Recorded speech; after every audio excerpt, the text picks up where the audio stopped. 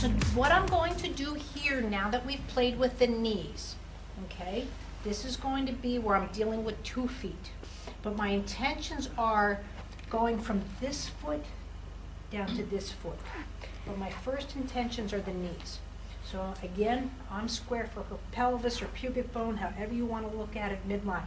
Now again, if someone was askew, showing a scoliosis, I might have to go over here because again, it's my line of sight, the way I'm working the force. Or if they've had a knee surgery, a hip surgery.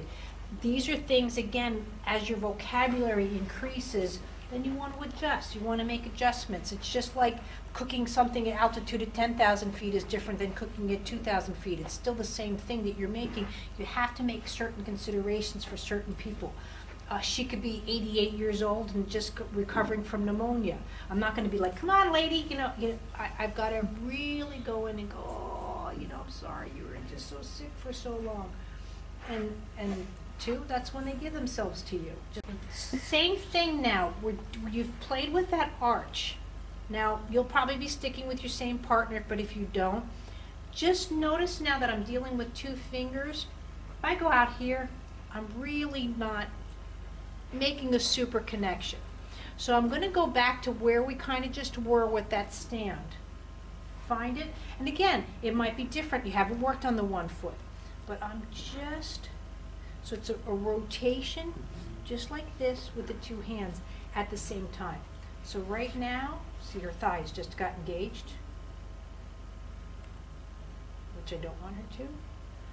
So I'm going to do now the left.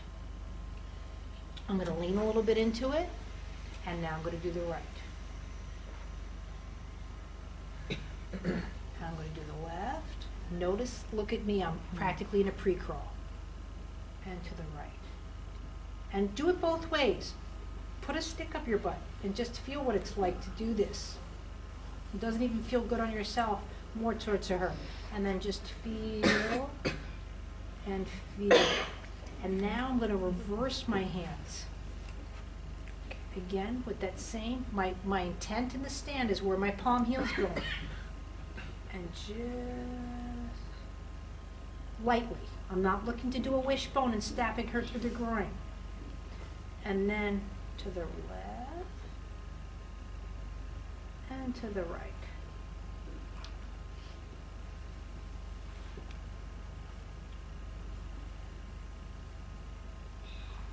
Now, people are going to feel this differently. Now, watch how I talk. She might feel it more in her chest cavity. And that's the chest cavity. She might feel it more in her pelvis and into her pelvis.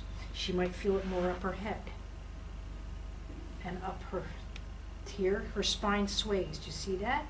Versus here, it's more straight up. Mm-hmm. But that's probably because this leg wasn't worked on. But also watch what I'm doing here now. Now I'm bringing in extension. So I pull, and this is going down the stairs. Now, for whatever reason, even though this was leg worked on, she just totally contracted. So wait, that's it. Sorry. That's when I have to, if she goes into that kind of contraction again, because it could be 20 people watching her, or just for whatever reason, maybe she's falling down the steps, I don't know. But that's where I have to back off and just go little coochie coos and see if I get her back. There we go. So now the pelvis is starting to move.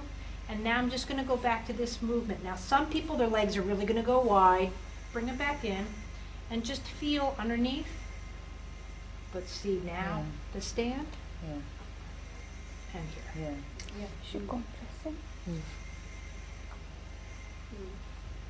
Someone who's just had knee surgery, hip surgery is going to love you.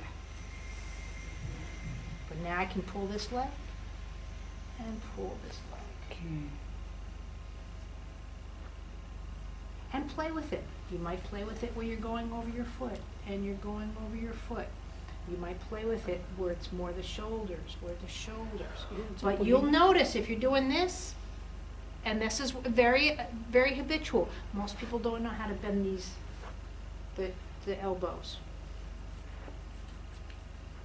Are you pulling the leg back also? Yeah, pull and push. I'm looking for this transfer, but now it's here. It's all through me. Riding a motorcycle. Yeah, that counterbalance, or a bicycle. It's not, if you do same, you know, you're gonna go into the curve. You've gotta counter, skiing, all of those kind of movements. Even in a car, it's so much different driving like this versus this. So just start to see how that's riding, crawling.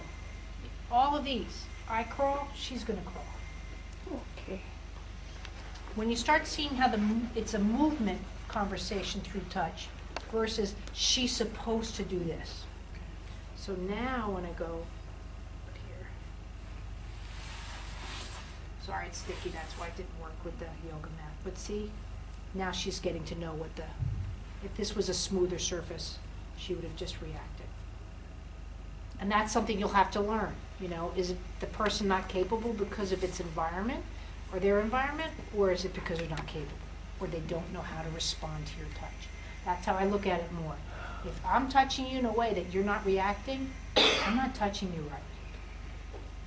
Instead of you're not reacting because you don't know what to do. It's the same thing, different way of looking at it. It's just like saying the glass is half full or the glass is half empty. I like to put the assumption on what do I need to do to talk to you differently. Just like I talk American. For some of you, you know what I mean? It just might be because I'm not speaking English. I get that. I'm talking American. You know, or I might talk about the ocean if you've never seen water before. You know what I mean? It's just that conversation's not going to mean the same.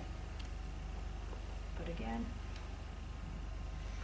and just play. And go back maybe to your first one and just see, is the movement, is the leg lift a lot lighter from when you first started? This is where you'll start to see how your conversations are making a difference.